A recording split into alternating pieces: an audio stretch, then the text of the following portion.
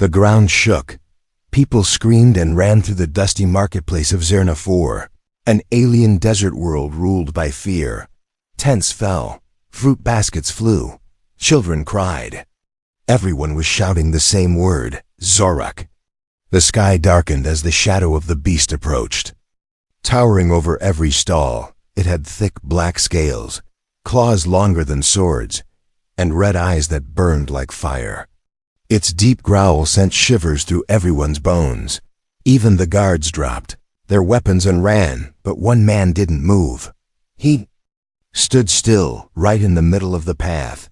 His name was Jack Ryler, a human explorer from Earth.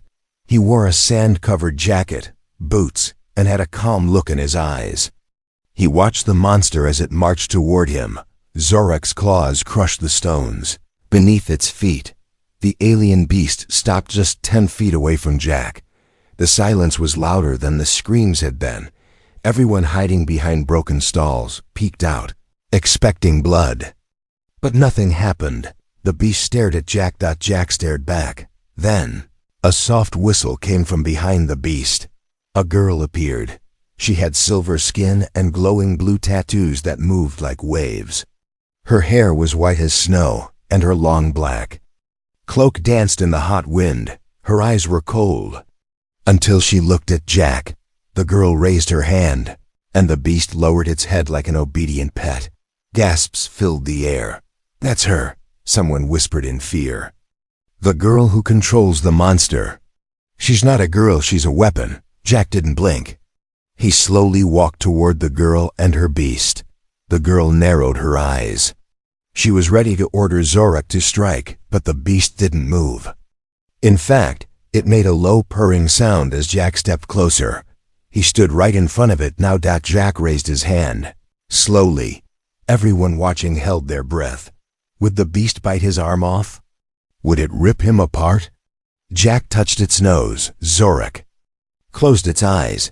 The girl looked shocked. "Why didn't it kill you?" she asked. Jack smiled. "Because I wasn't afraid." The girl didn't smile back. She turned around. "Leave, you don't want to know what I am," Jack followed. "Maybe I do." Zorak turned too, silently walking beside her. "Your name?" he asked. She didn't answer. "I'm Jack, from Earth." Still silence. He kept walking beside her. Through the empty streets of the ruined city.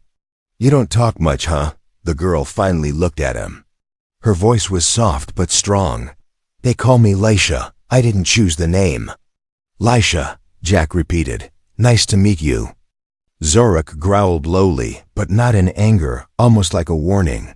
"I'm not afraid of him," Jack said again, nodding at the beast. Essa stopped walking. "No one has ever said that to me before." Jack shrugged. Maybe no one ever tried. She looked at him for a long moment, as if searching for something. Then she said quietly, "He could tear you in half in seconds." Jack grinned. So could a bad ex. She didn't laugh, but her eyes softened. They reached an old stone tower on the edge of the marketplace. It was broken, half collapsed. Laisha opened the rusty gate, and Zorak walked in like a well-trained dog. Inside, there was little more than dry bedding, a few supplies, and silence. "Why are you here, Jack?" she finally asked. "I saw you," he said. "You and your beast. I wanted to know your story." She stared at the flames of a small fire pit. "You don't want to know my story." "I do." She hesitated, then whispered, "He's not a pet, he's a weapon." "I didn't raise him, I was made to control him," Jack frowned. "Made? What do you mean?" Laisha's hand touched the glowing tattoos on her neck. "These weren't natural. I was bred in a lab, a government experiment. Zorak is bonded to me through pain and fear. That's how they trained him. That's why he listens." Jack sat down slowly. "But he didn't listen to them anymore, did he?" "No, we escaped. Together." There was silence for a moment. Then Jack said, "Maybe you weren't made just to control him. Maybe you were made to save him." Laisha looked at him like he'd said something impossible. Something no one had ever told her before. Zorak curled up beside the fire, his giant body blocking the wind from reaching them. Jack glanced at the beast, then at the girl, and smiled. A rock hit Lish's shoulder. Another struck Zorak's side. Children screamed. Adults shouted cruel names. She brings the beast. She's death with a pretty face. Leave our planet. But the girl didn't flinch. She stood tall. Her glowing tattoos flickered in the heat. Beside her, the beast growled low. Eyes red, but Lisha didn't give the command. She never did. Not even when they deserved it. She simply turned around and walked away again. But this time, she wasn't alone. Jack walked beside her. Head high, calm, brave. Even when the crowd threw more stones, one sliced across his cheek.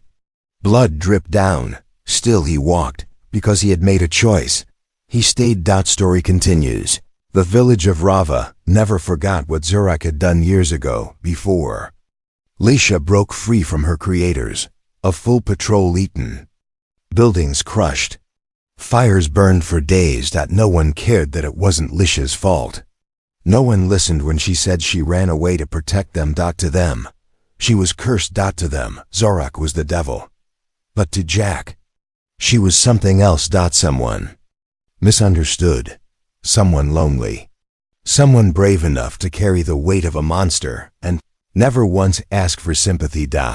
They reached the edge of the village and sat near a dying stream. Lisha washed the dirt from her arms. Jack watched her silently. Why? Are you still here? She asked. Jack picked up a pebble and skipped it across the shallow water. Because you didn't order him to kill them. She looked down. I could have, but you didn't. I could have made them scream, but you didn't. I could have let Zorak feast on their bones. Jack raised an eyebrow. Okay, I get it, but you didn't. Finally, a smile tugged at her lips, just a small one. The first Jack had ever seen. You're strange, human. Thanks, that's the nicest thing anyone said to me today. Zorak let out a soft rumble, like laughter. Lisha reached over and placed her hand on the beast's head. They don't understand him. He only hurts when I hurt. He only rages when I fear. Jack stared at the enormous creature. And what happens when you're happy? Lisha went quiet. I don't know, she said. I've never been happy. Flashback sequence. That night, Jack couldn't sleep.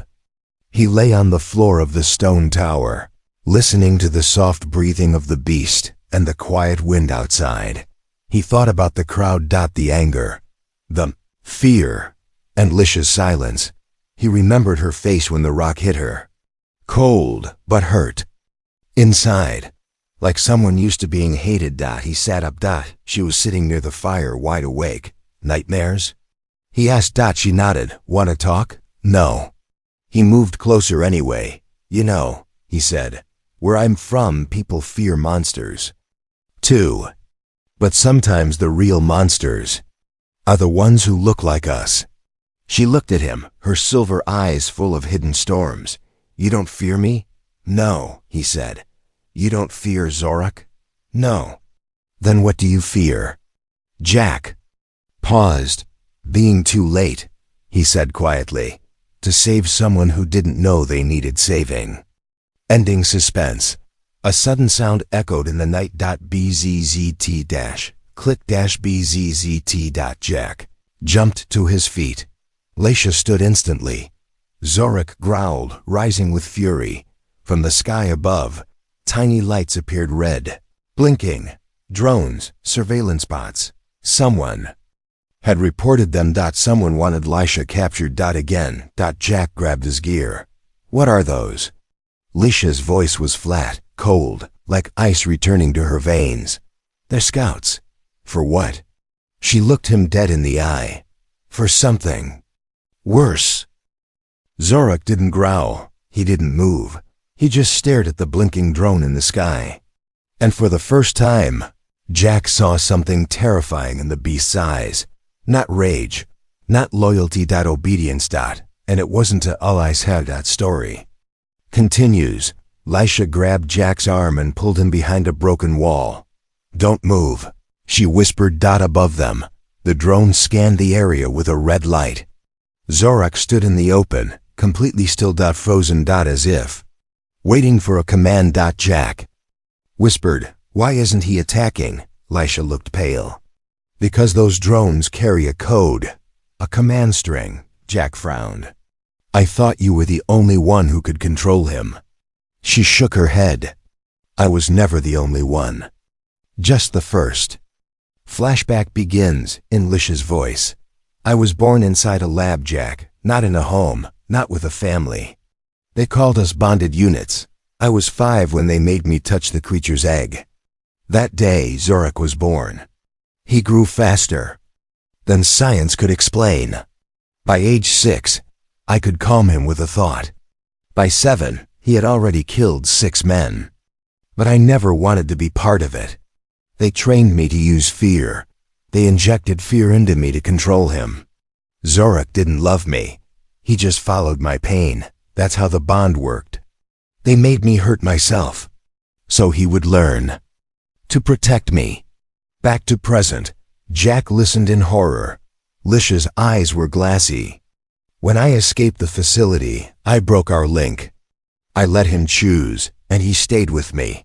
But now, those drones, they're from the original facility?" Jack guessed. She nodded. "They must have reactivated his code. They're trying to take control again. They want him back. And they'll kill anyone who stands in the way." Jack looked up at the red light scanning through the dark sky.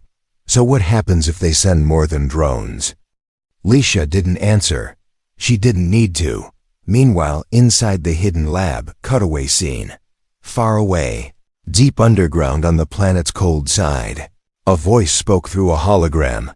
"Subject Lisha 12 has been located," said the soldier. "In a white lab coat, Zorak is responding to our code again." Added another dot. The figure in the shadows leaned forward. "Good," it said. "Send the retrieval unit. Bring them both back. Alive if possible. But the beast is the real target." The lab shook as engines roared beneath it. A dark ship rose from the ground. Back to Jack and Lisha. The escape plan. Lisha grabbed an old satchel and threw supplies into it. "We have to move. Now." Jack grabbed his jacket. "Where to?" "There's a canyon, a forgotten bunker. Old tech before the labs took over.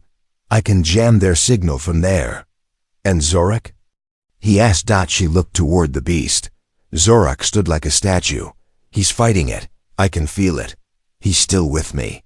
But not for long." Jack walked up to the massive creature, placing a hand on its side. "I don't know what they did to you," he whispered, "but I know you're more than their weapon." Zorak's body trembled. For just a second. The red glow in his eyes faded. Just a second. Ending suspense. They reached the edge of the canyon just before sunrise. The air was quiet, but heavy. Too quiet. Then a shadow passed over them. They looked up. A gunship, black, marked with the lab's seal, from its sides. Black armored soldiers dropped down with shock rifles and traps. Lisha turned to Jack. "If they catch me, they'll chain Zorak. If they chain Zorak, this planet dies." Jack pulled out a small blaster. "Well then," he said, "let's not let them win." Asterisk, the first shot wasn't fired at Ly's HUD. It was fired at Jack. And that's when Zorak lost control. Not to rage, not to code, not even to Lisha's command, but to something no one expected. Loyalty. Story continues. The black armored soldiers moved fast. 6 of them in total, trained hunters from the secret labs. They shouted commands in sharp alien tongues. One aimed directly at Jack and fired. The pulse beam hit his shoulder. He screamed and dropped to his knees, clutching his arm. "Jack!" Lisha cried, trying to run toward him. Too late. The soldiers surrounded her. Energy nets crackled in their hands. Zorak still hadn't moved. He stood frozen, red eyes flickering. The lab's control code was pulling at him again. A soldier raised his hand. "Unit ZRK, lock on target. Return to programming." Zorak took a step forward, slow, robotic. Jack raised his head, pain in his voice. Zorak, don't listen to them. Zorak paused.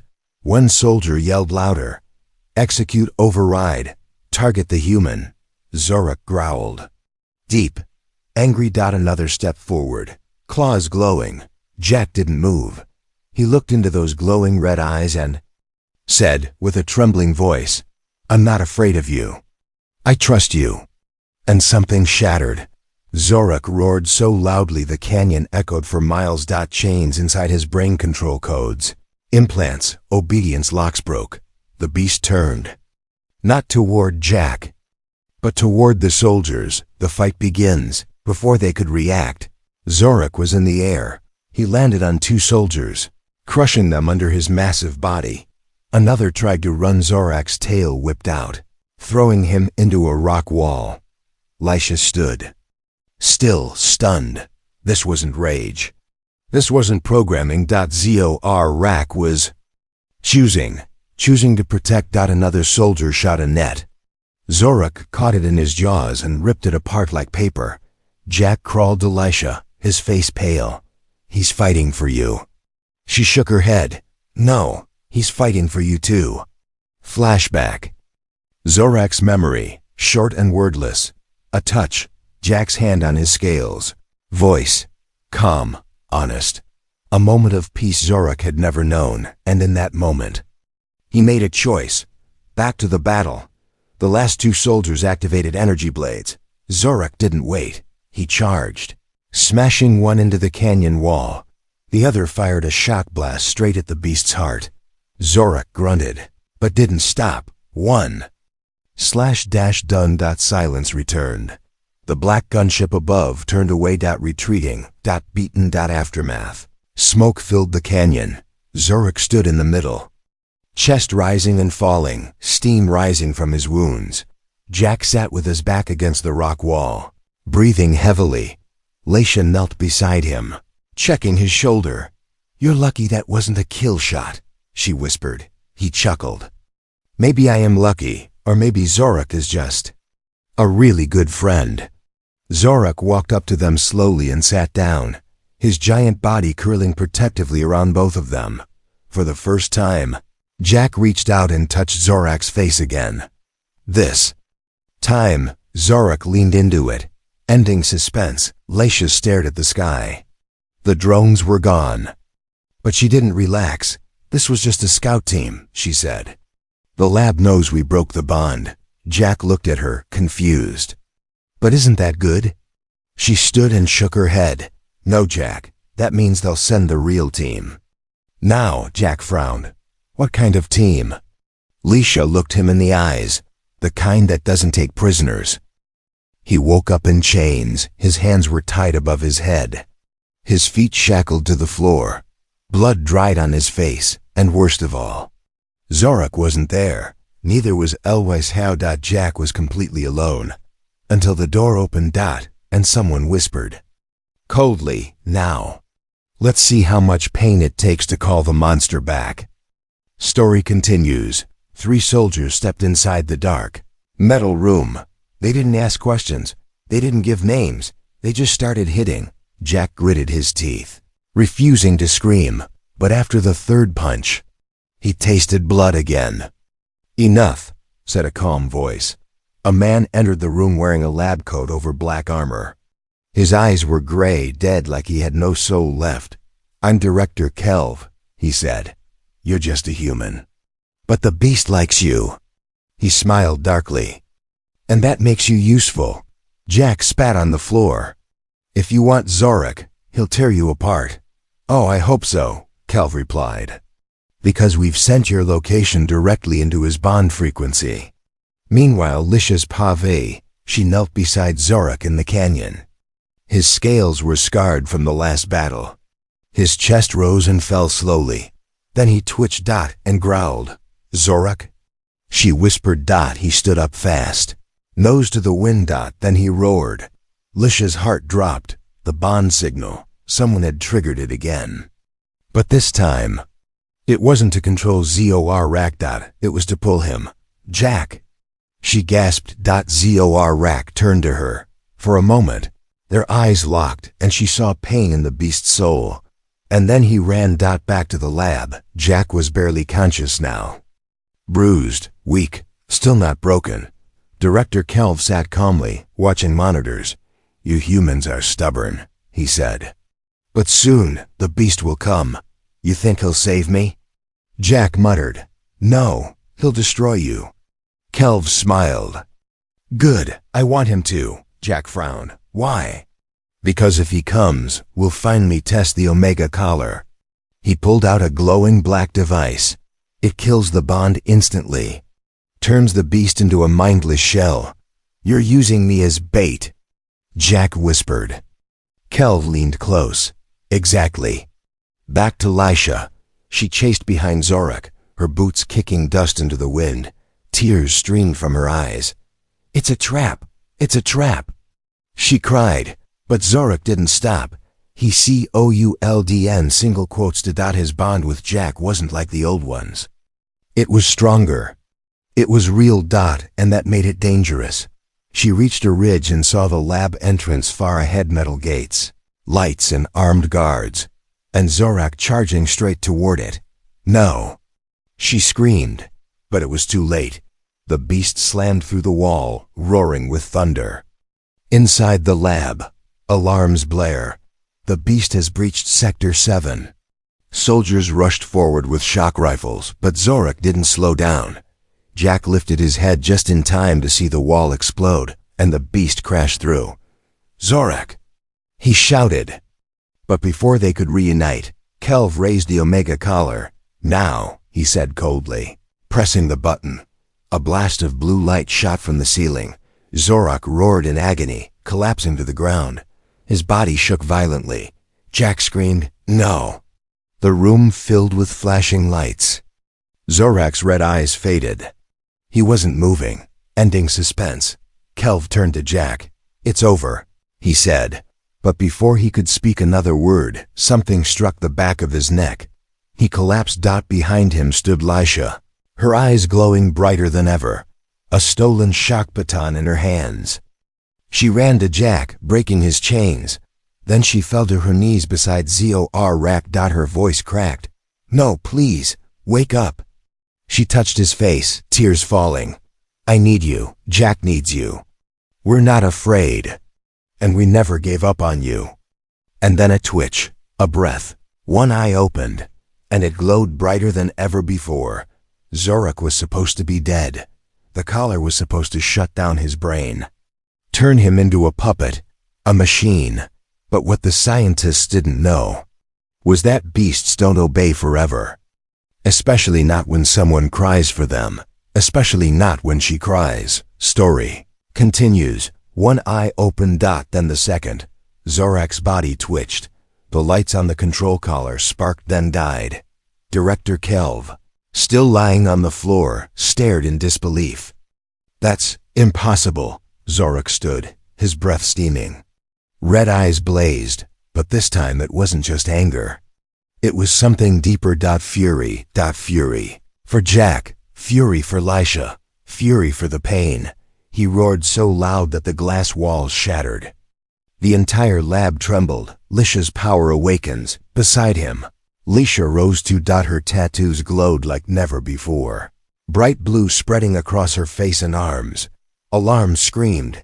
Jack held onto the wall, watching them, man, girl, and beast, stand side by side. Lisha looked down at Kelv. "You tried to break him." Kelv coughed. "He's still a weapon. You're just the remote." Her voice was ice. "No, we're a family." Then she turned away. "I won't waste time on trash." The escape becomes a war. Zorak leapt through the next wall, smashing through metal, glass, and guards. Lisha followed. Jack limped behind them, his arm over her shoulder. The hallways of the lab were on fire now. Sparks rained down. Sirens blared. Soldiers appeared with plasma launchers. Zorak roared and charged. No hesitation. He rammed through 10 guards like they were paper dolls. Lisha raised her hand, and her tattoos sparked like lightning. She sent a shockwave through the corridor, knocking the rest down. Jack gasped. You never told me you had powers. She smirked. You never asked. Meanwhile, emergency command. Room. A new scientist shouted. Sir, we've lost containment. Another screamed. Zorak's resistance is growing. He's breaking every fail-safe. A commander grabbed a red key. We can't let them reach the central gate. If that beast escapes into the wild again. Another added. Then we deserve whatever happens. Back to the chaos. Zorak smashed through a final gate and emerged onto a landing pad under the open sky. Jack and Lisha stepped out behind him, faces covered in soot, hair blowing in the wind. Gunship circled above. .1, aimed. Fired. Zorak raised his back and took the hit for them. Smoke filled the air. When it cleared, he was still standing, burned, breathing heavy, but still there. Still protecting them. Final showdown moment. A final wave of lab soldiers lined up on the far side of the platform. Kelv stumbled into view, holding a pistol. You can't win. He shouted. He's just a beast. And you're just... Zorak charged. He didn't let Kel finish. One swipe, and the man who called him just a weapon vanished under rubble. The soldiers dropped their guns and ran. Emotional ending scene. Silence. Just the sound of wind. Zorak sat down, bleeding but proud. Jack knelt beside him. You saved us. Lisha placed her hand on Zorak's head. I'm sorry, for every time I doubted you. Zorak rumbled softly. Then rested. The lab behind them burned. The sky above them opened. Freedom finally. Ending suspense. As they walked into the desert, Jack turned to Lisha. What now? She looked at him. They'll come again. With bigger weapons, more hunters, more lies. Jack nodded. Let them come. He looked at Zorak. We've got a beast. We've got a girl. And now, we've got each other. The girl they once called a monster now stood on a stage. Crowds watched in silence. The same people who once threw rocks, who once screamed for her to be exiled, now stood with flowers in their hands, and the beast beside her? He no longer growled. Because for the first time in his life, he felt peace. Story begins. 2 months had passed since the lab was destroyed. The facility was gone. Its leaders vanished or captured. The footage of the final battle leaked across the star systems. Everyone saw it. The beast who protected a human. The girl who used her power to save, not destroy. People called it a miracle. Others called it evolution. But one thing was clear. She wasn't the villain anymore. Lisha's life now. She now lived on the edge of the desert with Jack and Zorak. In a small shelter they built by hand. No tech walls. No scientists, no cages, just stars, quiet nights. And freedom. Zorak slept peacefully most days, curled under the open sky. His eyes no longer burned with fire but with calm. Jack farmed. Fixed things. Cooked strange human food. Lisha was still learning to enjoy that. Sometimes they laughed so hard they forgot the past. But it never truly left. Because once, she was feared. And now, they were asking her to lead. The invitation.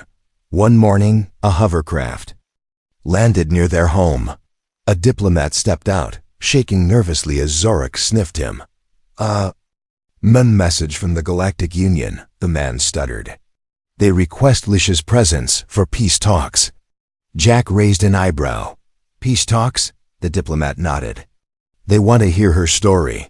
They want her to teach others how she did what no machine or army could. Lisha stepped out, her cloak brushing the ground. I'll go, she said. The speech, the final moment. The great hall was packed with delegates, warriors, humans, aliens, and news drones. Zorak stood behind her like a silent statue. Jack stood at her side. Lisha took the mic. She looked at the sea of faces, many still afraid, and she spoke simply. I was made to control a monster. But the truth is, the monster was never Zorak. It was fear. It was pain. It was control. She paused. When someone finally saw me, not as a weapon, But as a person, that's when the monster disappeared. She turned to Jack. When Zorak saw someone love me, he stopped being a weapon. Double quotes applause. It began slowly, one person. Then two. Then the entire hall stood, clapping, cheering, even crying. And no one looked at Zorak with fear. They looked at him with respect. Final scene. Back at their home, under the stars, Leisha leaned against Jack's shoulder. Zorak snored beside them, curled into a ball, tail twitching softly. Jack asked, "Think they'll ever really accept you?" Leisha smiled. "They already did." Jack looked confused. She pointed to Zorak. He did. And that was the hardest one of all. She took Jack's hand. "For the first time, I'm not just living. I'm free."